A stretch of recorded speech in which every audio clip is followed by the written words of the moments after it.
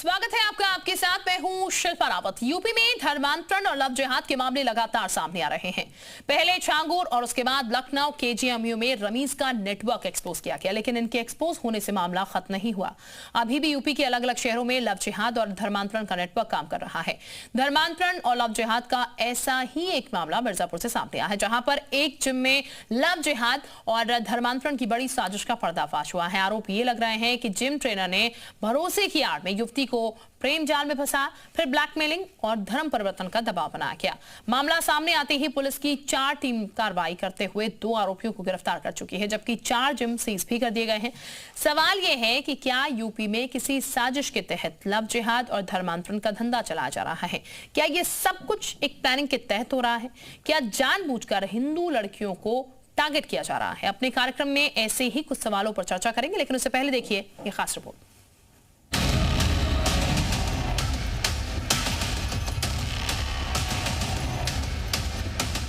Gym में body बनाने के लिए आते हैं लोग, खुद को चुस्त दुरुस्त रखने के लिए भी आते हैं लोग।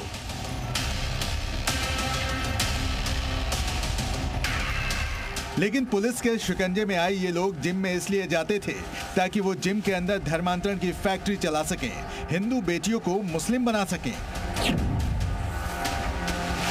धर्मांतरण वाले ऐसे जिम 1 या 2 नहीं, पूरे 4 हैं। पूर्वांचल के मिर्जापुर के इन्हीं जिम में मुस्लिम युवक हिंदू बेटियों को प्रेम जाल में फंसाकर उन पर धर्म परिवर्तन का दबाव बनाते थे, यहाँ तक कि उनका यौन शोषण भी करते थे। जेल की सलाखों में खड़े ये चारों जिम चलाने के बहाने धर्मांतरण की फैक्ट्री खोलकर बैठे थे। इनके नाम है मोहम्मद शेख, फैजल खान, जहीर और शादाब। ये पूरे मिर्जापुर जिले में 4 जिम चलाते थे। इनके जिम का नाम है KGN 01, KGN 02, KGN 03 और बी फिट जिम। इन सभी जिम में हिंदू लड़कियां भी जाती थी, जहां ये उन्हें प्यार के जाल में फंसाते थे, उनका यौन शोषण करते थे और फिर मुसलमान बनने के लिए दबाव बनाते थे। योगी राज्य में ऐसा लव जिहाद अब नहीं चल पाएगा। पुलिस ने पूर्ण रूप से इंक्वायरी करके मुकदमा भी लिखने का काम किया है। जो इसके पीछे से भी लोग हैं उनके ऊपर भी कार्रवाई होने का काम किया जाएगा। जिम जिहादी पर कार्रवाई 2 पीड़ित युवतियों की शिकायत के बाद शुरू हुई। शुरुआती जांच में पहले 2 आरोपियों को गिरफ्तार किया गया था, फिर बाकी आरोपियों के बारे में जानकारी मिली। जांच के दौरान गिरफ्तार आरोपियों के मोबाइल फोन से कई हिंदू लड़कियों की आपत्तिजनक फोटो और वीडियो मिले हैं। पुलिस की शुरुआती जांच में खुलासा हुआ है कि करीब 35 हिंदू लड़कियां आरोपियों के निशाने पर थीं। इनसे प्राप्त मोबाइल एवं अन्य डिजिटल एविडेंस एवं साक्ष्य संकलन करते हुए 2 अन्य अभियुक्तों जहीर एवं सादाब को हिरासत में ले लिया गया है। पुलिस ने मिर्जापुर के सभी 4 जिम को सील कर दिया है और ये पता लगाने की कोशिश की जा रही है कि जिम में धर्मांतरण के खेल में और कितने लोग शामिल हैं। अब हिंदू संगठन मांग कर रहे हैं कि धर्मांतरण की फैक्ट्री बन रहे इन सभी जिम पर बुलडोजर एक्शन हो। हम प्रशासन यही कहते हैं, ऐसे जिम के ऊपर संचालन के ऊपर सख्त कार्रवाई हो और बाबा जी का बुलडोजर चले जिमों के ऊपर। इससे पहले मध्य प्रदेश से भी ऐसे मामले आ चुके हैं, जहां जिम ट्रेनर पर हिंदू बेटी से लव जिहाद के आरोप में पकड़ा गया था। भोपाल में तो हिंदू संगठनों ने जिम संचालकों को चेतावनी दी थी कि वो मुस्लिम जिम ट्रेनर न रखें। मिर्जापुर में जिम जिहाद के शिकार अभी 2 बेटियां ही सामने आई हैं। हो सकता है कि खुलासे के बाद अब बाकी हिंदू बेटियां अपनी शिकायत दर्ज करवाने के लिए सामने आए। मिर्जापुर से राजेश मिश्रा के साथ ब्यूरो रिपोर्ट, जी मीडिया। और इसी मुद्दे पर चर्चा करने के लिए हमारे साथ कुछ खास मेहमान जुड़ चुके हैं। इंद्रेश जी महाराज हमारे साथ हैं, हिंदू धर्मगुरु है। बहुत स्वागत है आपका जी प्रदेश उत्तराखंड पर। इसके साथ ही मुफ्ती अकबर कासमी साहब हमारे साथ हैं, मुस्लिम धर्मगुरु है। बहुत स्वागत है आपका भी जी उत्तर प्रदेश उत्तराखंड पर। साथ ही साथ हमारे सहयोगी मिर्जापुर से राजेश मिश्रा इस वक्त जुड़ चुके हैं। उनका हम सबसे पहले रुख कर लेते हैं इस पूरे मामले पर।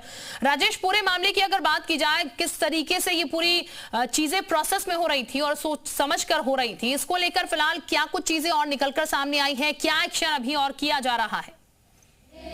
आपको बता दें कि यहाँ पे जहीर और फरीद इसके मुख्य रूप से मुख्य आरोपी थे और कल जहीर को गिरफ्तार कर लिया गया है। आज फरीद को भी पुलिस ने इनकाउंटर में पैर में गोली मारी है और उसको गिरफ्तार। जानते हैं कि क्या उनको कैसा लग रहा है और यहाँ के लोग प्रताड़ित थे।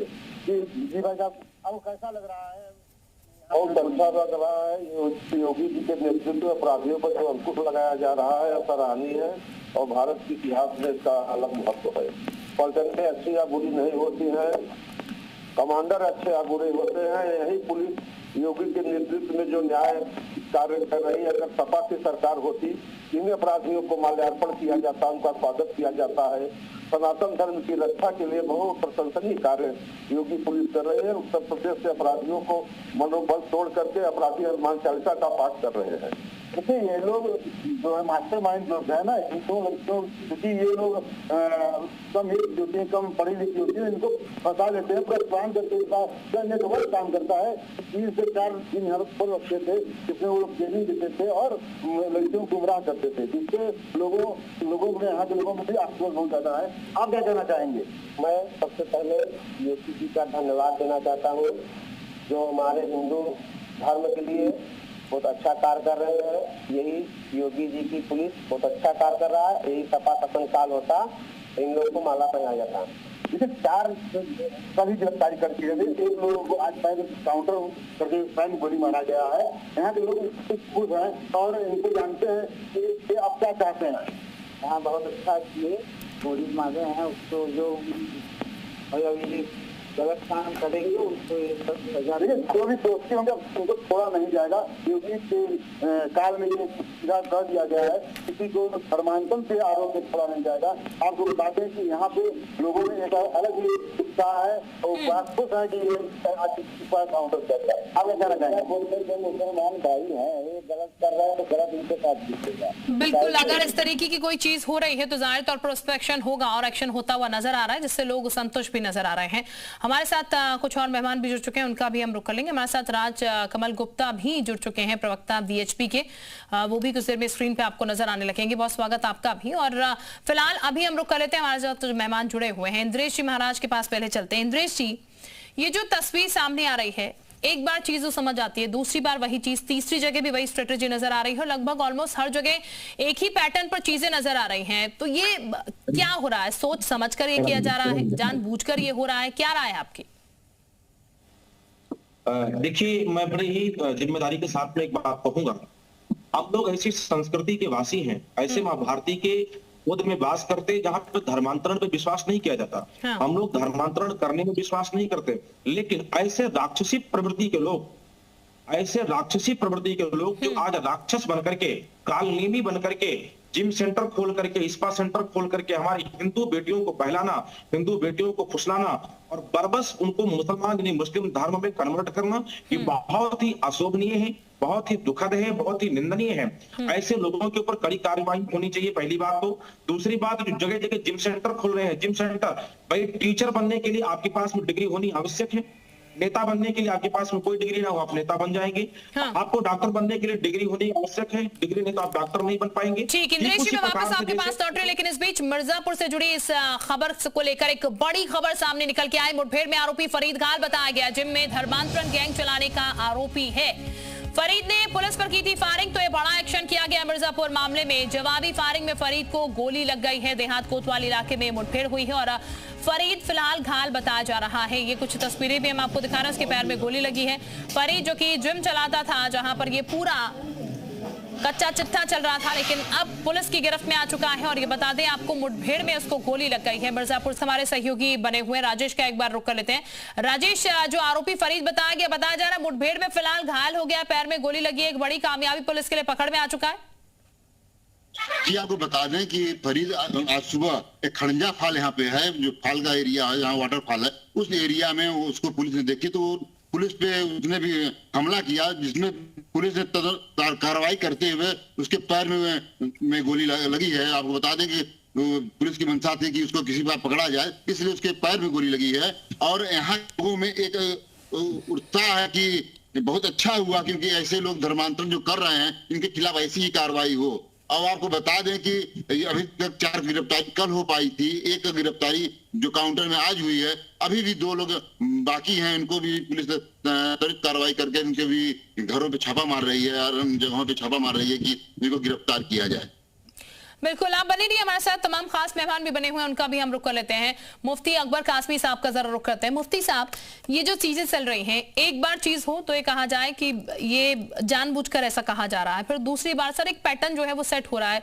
आप इस पर अपनी राय क्या रख रहे हैं? पहले जरा मुझे बताइएगा, आप इसको कैसे देख रहे हैं, आप किस नजरिए से देख पा रहे हैं?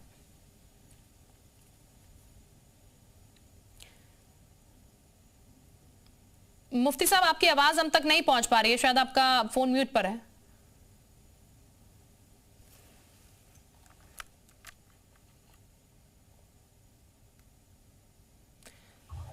हेलो जी जी, बोलिएगा आप। मेरा कहने का मतलब ये कि धर्मांतरण का जो ताल्लुक है वो किसी भी मजहब में जबरदस्ती या किसी को किसी चीज का दबाव बना करके नहीं है। हाँ। इस्लाम का ताल्लुक यहाँ पर है, कुरान करीम में है, ला इकराहा फिल दीन, कि दीन में कोई जबरदस्ती नहीं है। अगर कोई किसी मजहब को पढ़ करके खुद वो कन्वर्ट होना चाहे तो उनको इख्तियार है, लेकिन अगर कोई तथाकथित किसी षड्यंत्र के तहत में किसी को टारगेट बना करके किसी को दबाव बना करके कर रहा है तो वो मजहब के भी खिलाफ है और इंसानियत के भी खिलाफ है। मजहब भी मना करता है कि इस्लाम में दबाव नहीं है, जबरदस्ती नहीं है। जिस तरह से मिर्जापुर का वाकया सामने में आया है, अब पुलिस इसकी जांच करे आखिर ये इस तरह से वो क्यों जबरदस्ती किसी को धर्मांतरण है, तो इस्लाम के एतबार से भी गलत है और इंसानियत के एतबार से भी गलत है। मैं इसको मतलब सही नहीं समझता हूँ कि फरीद ने या उनके साथियों ने जो लड़कियों को टारगेट बना करके उनको धर्मांतरण करने की कोशिश की है। इस तरह से एक मुसलमान भी बदनाम होगा और इस्लाम भी बदनाम होगा कि एक के करने से पूरा मजहब बदनाम होता है, चाहे वो मजहब मुसलमान वाले हो या हिंदू वाले हो। मैं इसको इस नजरिए से देखता हूँ कि कोई भी मजहब वाले किसी मजहब के लिए किसी को जबरदस्ती न करे, वो टारगेट न बनाए।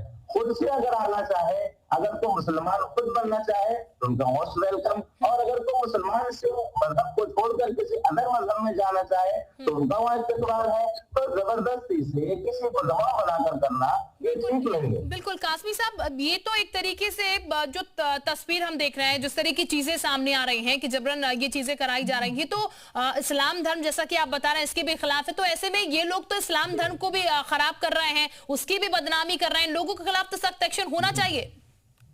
बिल्कुल एक्शन होना चाहिए। मैंने ये तो कहा किसी एक के करने से अगर कोई मजहब बदनाम हो रहा है वो ठीक नहीं है, उनको सख्त कार्रवाई उनके ऊपर कभी से कभी सजा उनको दी जाए।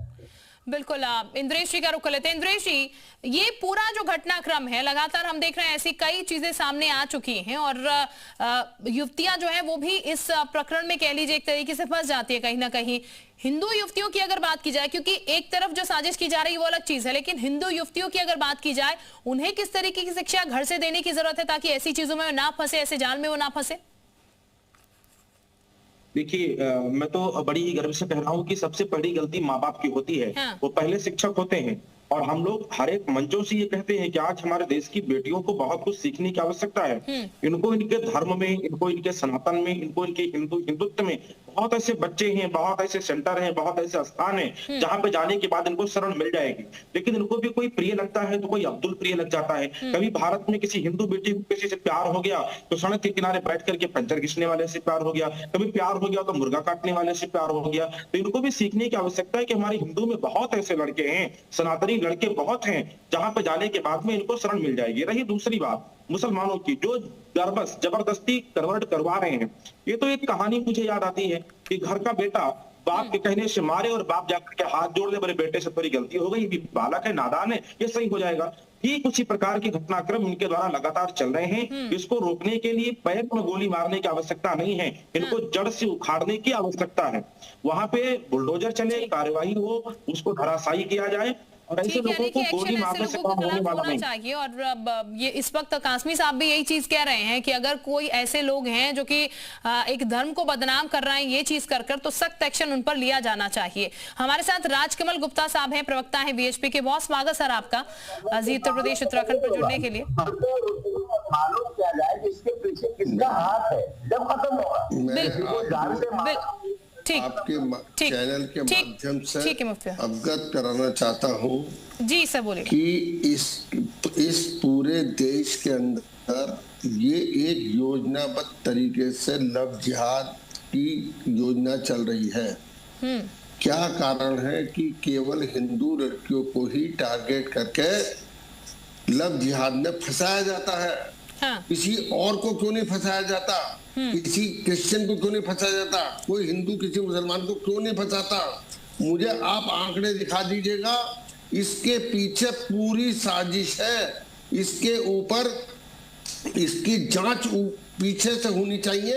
ये फंडिंग कहां से हो रही है? मोटरसाइकिल चलाने वाला लड़का जो घूम रहा है वो 2,000-5,000 रुपए महीने की नौकरी करता है और 6,000 रुपए का पेट्रोल फूकता है।